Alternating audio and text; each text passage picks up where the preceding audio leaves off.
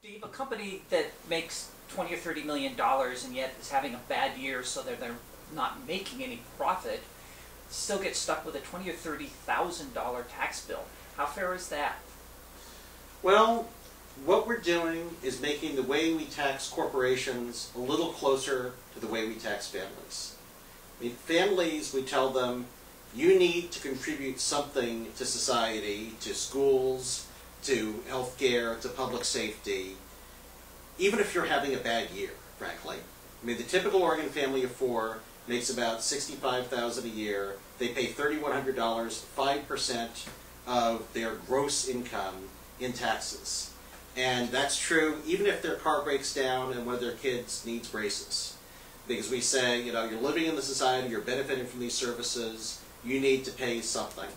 And corporations, even if in a given year they're having a rough year, they are still benefiting from the existence of a public safety system, from a healthcare system, from an education system.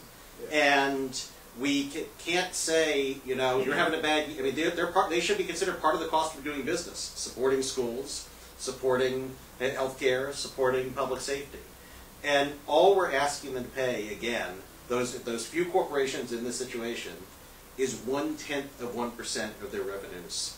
And I got to tell you, I don't mean to sound flip, but if I make $65,000 this year, and I call up the State Department of Revenue and say, listen, I'm willing to pay 0.1% of my gross revenue as my taxes this year, I'm willing to pay you $65. They're not going to say, wow, that's so generous. They're going to say, no, you have to pay the same tax rate as everybody else. So what we're doing here is asking corporations to play a little bit in the same field that people do. Yeah.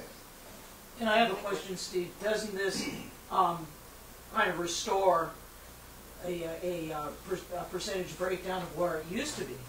Because corporations did used to pay more into the state system. It makes it a little closer to where it used to be, but not much. I mean, frankly, if you compare us to other states, one thing I forgot to mention is that these measures will bring us from being 48th, third lowest in the country in taxes on business, to 46th. From 48th to 46th. We'll still be 5th lowest in the country in taxes on business.